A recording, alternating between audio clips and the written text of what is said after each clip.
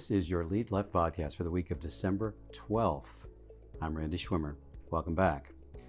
The Federal Reserve raised interest rates by 50 basis points at its December meeting, following 4 consecutive 75 basis point increases.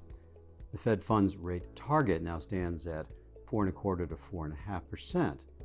It had begun the year at 0.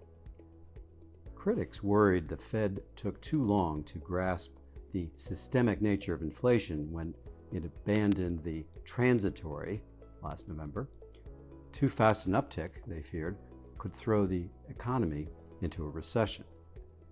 Regardless of how early or late the response, as our chart of the week depicts, this has been the fastest ascent in decades.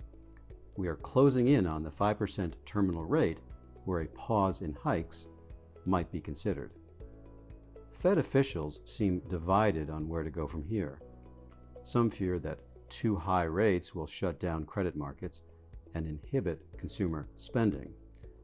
Others are mindful that failure to aggressively suppress inflation now will lead to higher prices becoming entrenched in the economy.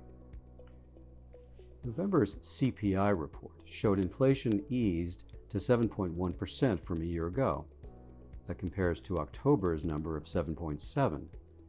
Core CPI was up only 0.2% from prior month, translating to a 2.4% annual inflation, close to the Fed's target. December's hike of 50 bips was signaled weeks ago.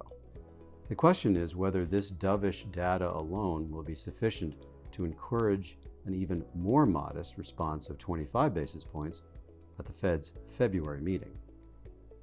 This is an important consideration because a terminal rate much higher than 5% is likely to result in a harder landing.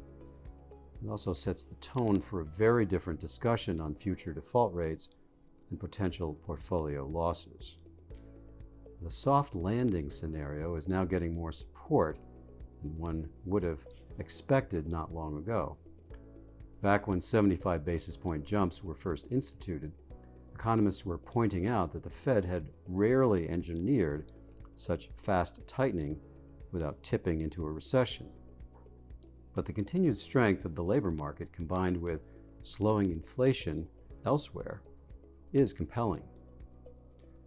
If by mid-year 2023 the high terminal rate is having its desired effect, we could start having conversations about, unbelievably, rate cuts.